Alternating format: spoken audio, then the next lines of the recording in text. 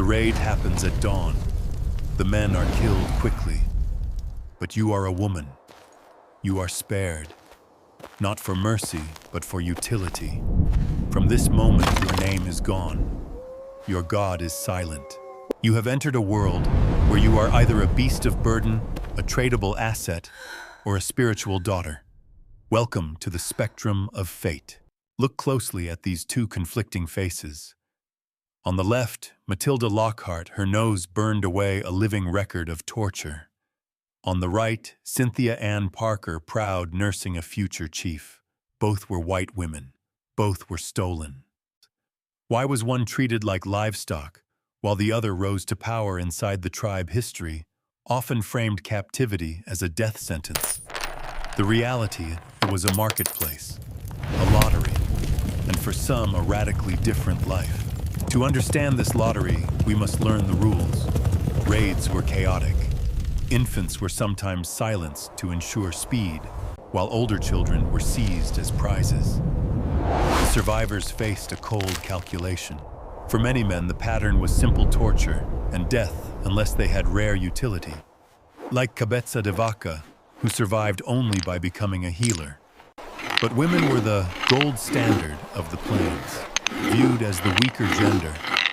They were spared execution, but valued for labor and breeding.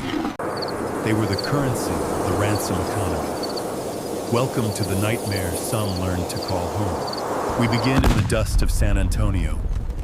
It is March 19th, 1840. The air is thick with tension as the Penateca Comanches ride into town for a peace treaty. They promise to return all white captives to end the war. 33 chiefs and warriors painted for ceremony enter the council house with confidence. The Texas officials wait with bated breath. They expect a crowd of lost children to emerge. Instead, the chiefs push forward a single trembling figure. Her name is Matilda Lockhart. She is in her mid-teens, but she looks like an ancient ghost. When the blanket is pulled back, the room gasps. Her nose has been burned away to the bone. Her skin is a map of open sores and scars. She is not just a prisoner, she is a walking billboard of torture. This was the brutal reality of Tier 1, the asset. Matilda was not adopted. She was treated as livestock, a tool used to leverage pain into profit for the tribe. The chiefs sit stoically. They claim she is the only one. But Matilda, eyes wide with terror, leans toward the Texas commissioners and whispers the truth. They have 15 others, she says, her voice trembling. Hidden in the hills. They are holding them back. They want a higher price for the rest. The atmosphere in the council house snaps. The Texans realize this isn't a peace mission. It is a hostage negotiation. And the terms are being dictated. The commissioners give a signal. Soldiers step forward. The heavy wooden doors are barred shut. The interpreter tells the chiefs, "You are prisoners." Chaos erupts instantly. In the confined space, there is no room for rifles. It becomes a brawl of desperation. Bowie knives clash against tomahawks. The fight is intimate and bloody. A chief stabs a soldier. A ranger fires point blank. Dust and smoke fill the room, choking the screams of the dying. In minutes, it is over. 33 Comanche leaders lie dead on the floor. The council house fight ends not with a treaty, but with a massacre. This moment destroyed any hope of peace. The Comanches did not see this as justice. They saw it as the ultimate betrayal of a sacred diplomatic truce. Matilda's horrific wounds were not just acts of cruelty. They were receipts. To the Comanches, she was not a daughter to be loved. She was treated as livestock, a unit of value to be grazed, guarded, and eventually sold. This brings us to the cold heart of Tier 1, the asset. In this brutal tier, a human being is stripped of their soul and reduced to market value. Matilda was never meant to be adopted.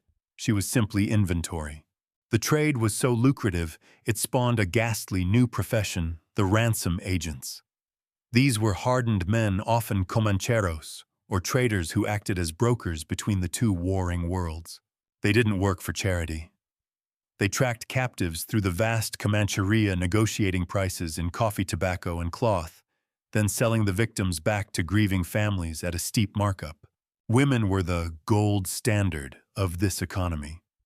A captured child might die on the trail, but a teenage girl was a high-value captive. Tribes raided specifically to acquire them, knowing families would pay anything. The violence inflicted on Matilda was not random cruelty alone. It was a negotiation tactic. It was the waiting game. Pain was used to pressure families to liquidate assets and pay faster. Every scar on Matilda's body was a message sent to the Texas government. The message was simple. The price goes up every day. She was a hostage in the purest, most terrifying sense of the word. But why was Matilda broken so completely? The answer lies in the calendar. She was 13 when taken, old enough to remember her name, old enough to pray in English, old enough to resist. Younger children were malleable clay, their minds easily reshaped into Comanche warriors. But adolescents like Matilda were stubborn. They clung to their white identity, and for that insolence they were punished. She refused to smile. She refused to call her captors father. In the eyes of the tribe, she was a bad investment that refused to yield a return. So they took their frustration out on her flesh. Matilda was the debris of a collision between love and greed. She proved that in the ransom economy, the currency was hope, but the transaction fees were paid in blood. Matilda Lockhart never truly escaped. The nightmare followed her home. Within a few years of her return, she died, her body unable to heal from the abuse, her mind shattered by the memory. She was the final casualty of a peace that never happened. But her pain sparked a firestorm. The Council House massacre enraged the Comanches. They did not mourn in silence. They organized. Chief Buffalo Hump gathered a massive army of 1,000 warriors. They weren't coming to trade. They were coming to burn. This was the Great Raid of 1840. Like a hurricane of iron and fire, they swept all the way to the Gulf of Mexico. Towns like Victoria and Linville were incinerated. The polite fiction of the ransom economy was over. The ledger was closed. There were no more negotiations. No more price tags on human life. The transaction period had ended. Now the frontier descended into total war. A war where the only currency left was extinction. We move from the transaction of the Comanches to the sheer brutality of the Arizona desert. The year is 1851. The Oatman family is alone, pushing their wagon through a godforsaken stretch of scrubland 90 miles from the safety of Fort Yuma. They are exhausted. Their supplies are low. When a group of Yavapai natives approaches the wagon asking for tobacco, the family hesitates. The air grows heavy. The sun beats down on a moment that hangs suspended between charity and slaughter. In a heartbeat, the conversation ends. Clubs are raised. There is no gunfire, only the sickening sound of wood striking bone. The attack is close range, intimate, and overwhelming. The parents are bludgeoned to death before they can even scream. Lorenzo, the teenage son, is clubbed and dragged to the edge of a rocky embankment. He is thrown over the cliff, discarded like trash. He falls into the darkness, leaving his sisters alone in a world that has suddenly turned to blood. Amidst the carnage, two figures are spared. Olive, 14 years old, and little Marianne, only 7.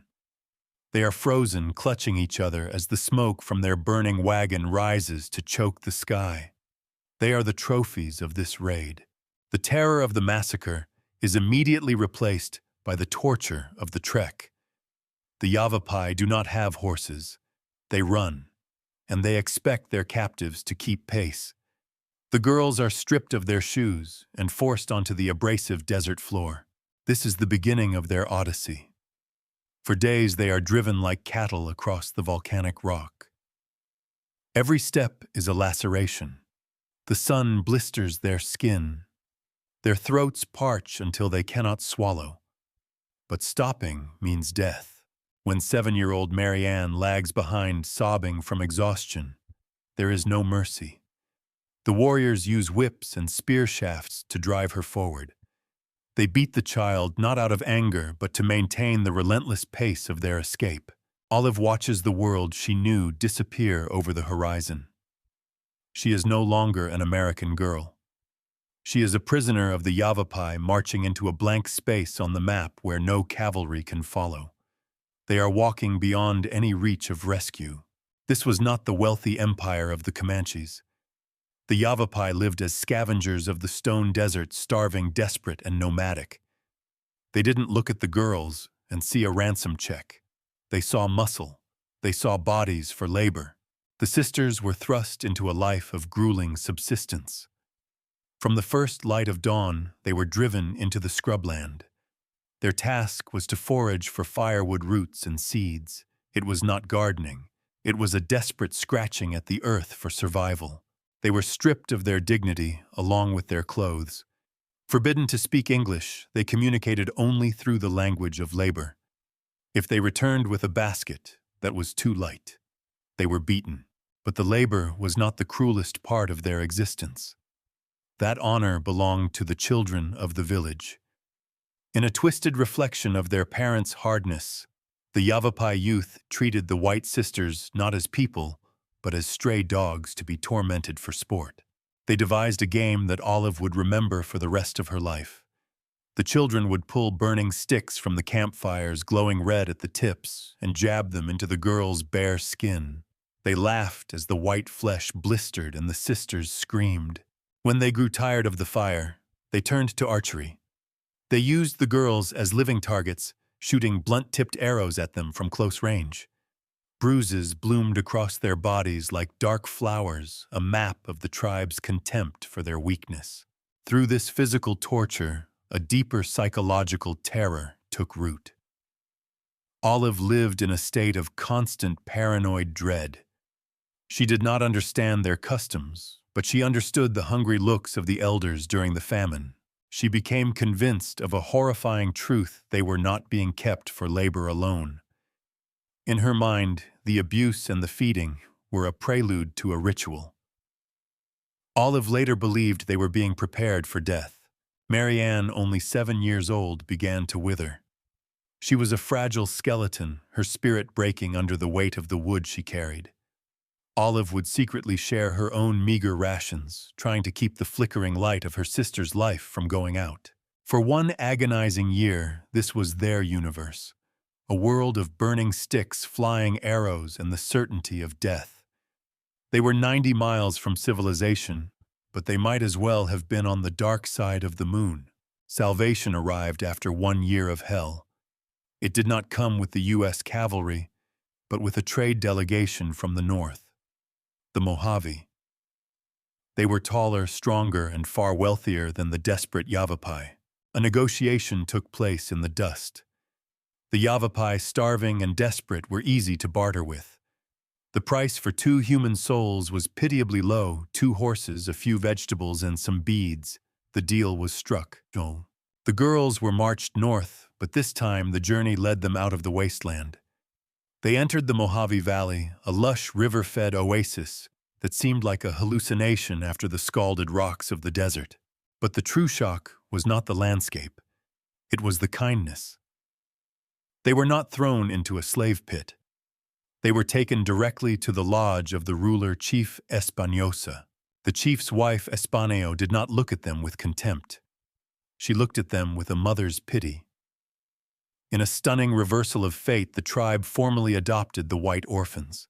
Historical records tell us they were treated not just as equals, but as favorites. They were given the best plots of land to farm and the warmest blankets in winter. They were loved more deeply than even the chief's biological daughters. Then came the mark, the image that would haunt American history books for a century. The tribe gathered for the ceremony of the mulk. Needles of cactus and charcoal dust were prepared. 5 vertical blue lines were pricked permanently onto their chins. For decades, many popular retellings described this as a slave brand, a mark of ownership like a rancher branding a cow. That framing was inaccurate. It was a spiritual passport. The Mojave believed that without these marks, a soul could not enter the land of the dead. An unmarked spirit would wander the afterlife as a ghost falling into a rat hole for eternity. By tattooing Olive and Mary Ann, the tribe was not claiming property. They were insuring their souls. They were guaranteeing that even in death, these white daughters would remain part of the family forever. The ink on their chins was the ultimate proof. They were no longer captives waiting for rescue. In the eyes of the gods, they were Mojave. The integration of the Oatman girls was interrupted by an ecological collapse. In 1855, the Colorado River failed to flood. The Mojave agricultural system dependent on this annual inundation disintegrated. The valley turned into a dust bowl. Famine set in, stripping the tribe of its resources and its hierarchy. Mary Ann, physically compromised from her time with the Yavapai, could not sustain the caloric deficit. She succumbed to starvation. However, forensic history clears the Mojave of neglect. She died alongside the tribe's own elders, receiving the same dwindling rations as the chief's blood relatives. The depth of her adoption is proven by a specific artifact record. As Mary Ann lay dying, Espineo ground her own seed necklaces, heirlooms of significant cultural value, into a nutrient paste. She sacrificed her wealth in a futile attempt to keep the white child alive. Mary Ann was cremated. According to Mojave ritual, her spirit released into the dry air. Olive was left isolated, a survivor in a dying village, but the outside world was closing in. Reports of a white squaw had reached Fort Yuma. The U.S. Army issued a binary ultimatum: return the girl or the village burns. The Mojave leadership faced a geopolitical crisis. Handing Olive over meant losing a daughter. Keeping her meant risking annihilation. When the Yuma messenger, Francisco, arrived to verify her presence, the tribe attempted a tactical deception. They disguised her. The women coated Olive's skin with a mixture of crushed bark and river mud, darkening her complexion to blend with the tribe. She was positioned in the center of the camp and given a strict tactical order: speak a gibberish dialect to confuse the scout. The camouflage worked. Francisco scanned the faces of the women and saw only Mojave. But the pressure broke the protocol. Whether driven by fear of the Army's retribution or a sudden psychological snap, Olive broke character.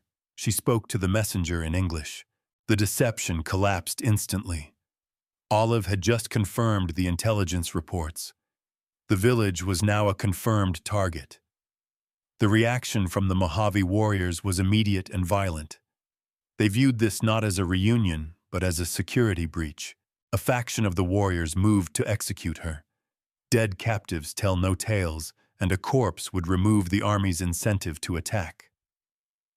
Olive stood seconds away from the same fate as her parents. It was Chief Espinosa who intervened. He physically placed himself between the mob and the girl. He overruled his commanders. It was a calculated decision. Releasing her was the only way to de-escalate the threat of the U.S. cavalry. He ordered her release. Olive left the valley not as a rescued victim, but as an exile. She left behind her sister's grave and the only family that had shown her mercy. She walked back toward civilization, bearing the blue tattoo that would mark her as an outsider in both worlds.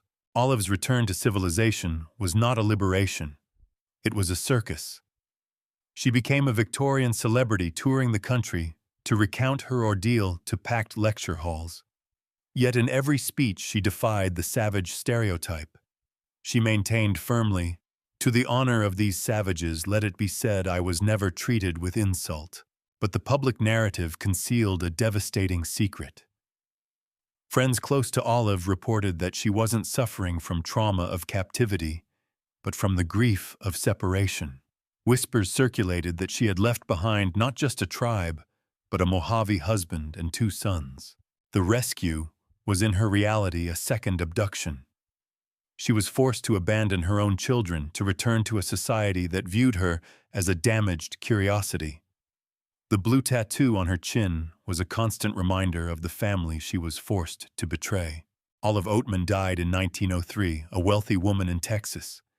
But those who knew her noted a chilling detail after her return from the Mojave: she was never seen smiling again. She didn't just survive the desert. She left her soul there. We arrive now at the most unsettling tier of the spectrum, the rebirth. Here, the comfortable narrative of rescue collapses completely. When the Texas Rangers finally kicked down the doors of the Comancheria, expecting to be greeted as saviors, they were met with a shocking reality. They did not find damsels in distress, weeping for salvation. They found some white women who drew knives on their liberators. Mothers who screamed in terror, not at the Indians, but at the white men. They fought back with a feral intensity, clawing at the uniforms of the soldiers sent to save them. It forces us to ask the dangerous question that haunted the Victorian mind. Why? Why did so many young captives, once accustomed to tribal life, fight to stay? To answer this, we must strip away the romance of the 19th century and look at the cage it built for women. In the 1850s, a civilized white woman's life was a sentence of domestic confinement. Under the law of femme covert, she had no legal identity separate from her husband. She was property. Her world was limited to the kitchen, the nursery, and the parlor. She was a spectator in her own life. Consider the physical reality. Victorian fashion was a prison of whalebone and lace. Corsets crushed their ribs, displaced internal organs, and restricted breathing to a shallow gasp. The ideal beauty was fragility, pale, weak, and prone to fainting. To be civilized was to be physically helpless. Now contrast that suffocating existence with the life of a Comanche woman. It was brutal, yes. It was bloody. But it was remarkably, terrifyingly free. On the plains, a woman was not a decorative object. She was a vital engine of the society, judged not by her beauty, but by her competence. The most liberating technology of the frontier was the horse. In white society, women rode side saddle, if at all. In the tribe, they rode astride. They owned their own herds.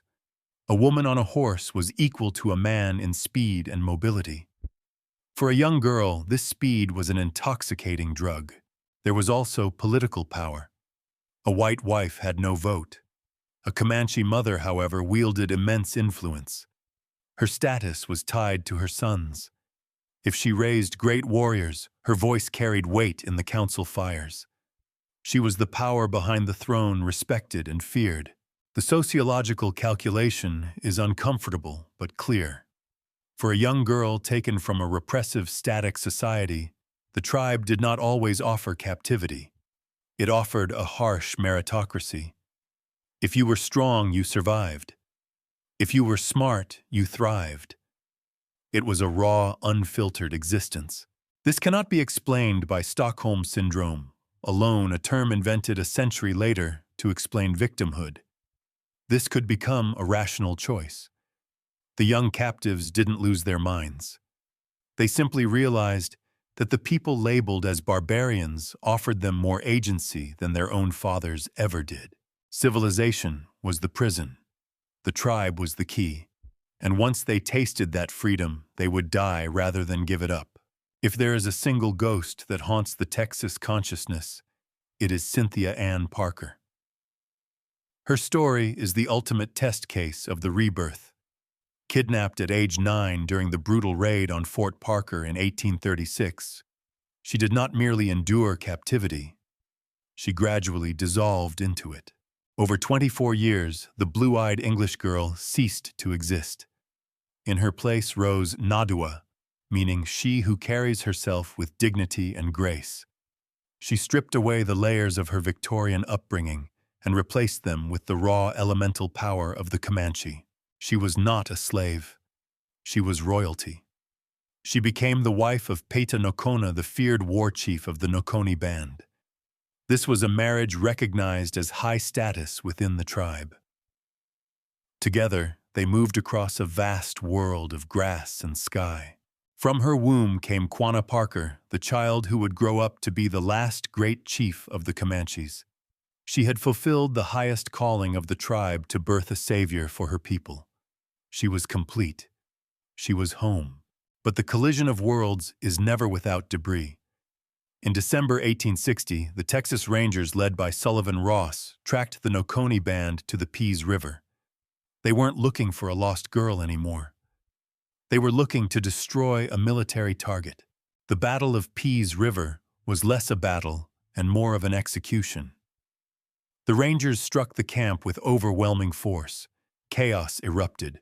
Amidst the smoke and the screaming, Ranger Ross spotted a figure trying to escape. He chased her down. He was about to fire when he stopped. He saw something that froze his trigger finger blue eyes. But the context was a nightmare. She was covered in blood, fresh from skinning a buffalo, clutching an infant to her chest. She was a visceral image of what the frontier called savage. She fought them. She screamed at them. But the Rangers dragged her back to civilization, convinced they had performed a miracle. They had saved the famous captive. The identification process was a tragedy of language. She had forgotten English. Surrounded by curious onlookers, she sat sullen, hugging her knees. When asked her name, she stared blankly. The words were buried under 2 decades of Comanche. Then a spark. A memory triggered by the phonetic sounds. She struck her own chest, her face contorted with the effort of excavation. She forced the words through lips that hadn't formed them in 20 years. Me, Cynthia. But the story does not end with a happy reunion. It ends with a prison. Her family, well-meaning but cruel, locked her in their house to prevent her from escaping back to the husband and sons she left behind. She was a bird in a cage. She refused to adapt. She refused to speak English. She spent her days weeping, begging to be released to the plains. The rescue was the true captivity. In 1871, 10 years after being saved, she stopped eating. She refused food and declined rapidly. It was a suicide of the soul. She died a stranger in her own skin, proving that you can bring the body back to civilization, but you cannot retrieve the heart. If Cynthia Ann Parker is the tragedy of the rebirth, then Millie Durgan is the control group. Her story provides the scientific answer to the haunting question, what if they had never been found? Millie was captured in the Elm Creek raid of 1864. She was not a woman, nor even a child. She was an infant, only 18 months old. Too young for memory. Too young for trauma. She was a blank slate. The Kiowa tribe did not see a white baby. They saw a daughter. They adopted her fully. The name Millie Durgan vanished into the wind, replaced by Sainto Udi, a name recorded with varying meanings in later accounts, a fierce protective Kiowa name. Unlike Cynthia, Millie was never rescued. The Texas Rangers never kicked down her door. The civilization that birthed her assumed she was dead. And in that silence, she flourished. She married a Kiowa warrior. She raised children who knew no other life. She didn't live in a corset. She lived in the rhythm of the seasons. She didn't worship in a church. She worshipped the sun and the buffalo. But the most shocking revelation comes at the end. Millie didn't die of starvation or grief in her 30s. She lived.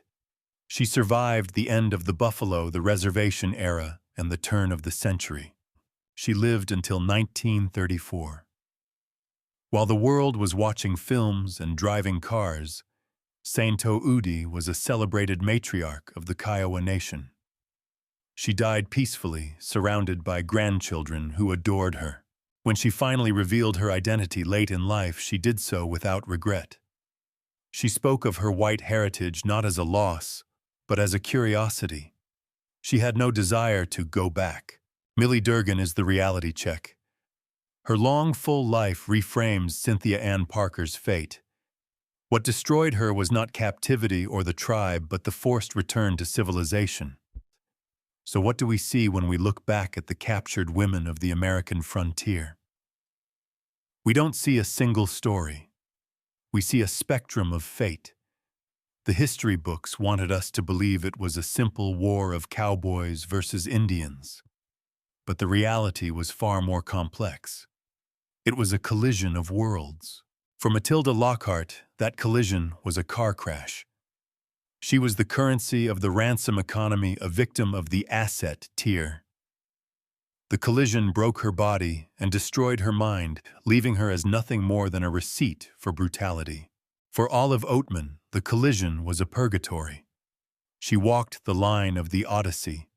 She survived the slavery of the Yavapai and found the mercy of the Mojave, but she was left permanently marked. Her blue tattoo was a scar of the soul, a constant reminder of the family she loved and lost to the demands of two different civilizations. But for Cynthia Ann Parker and Millie Durgan, the collision destroyed something else entirely. It didn't destroy their lives. It destroyed their whiteness. They didn't just survive the tribe. They became the tribe.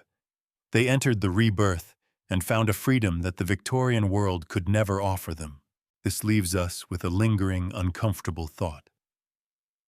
When Cynthia Ann Parker lay dying, starved, and broken in her white family's home, she did not pray to Jesus. She did not ask for a Christian burial in a manicured cemetery. She begged to be taken back. She asked to be buried on the reservation under the open sky of the Comancheria. Her death forces us to confront the lie of the frontier. If the people labeled as savages offered these women more dignity, power, and agency than civilization allowed them, then the frontier demands a harder question about who defined barbarism.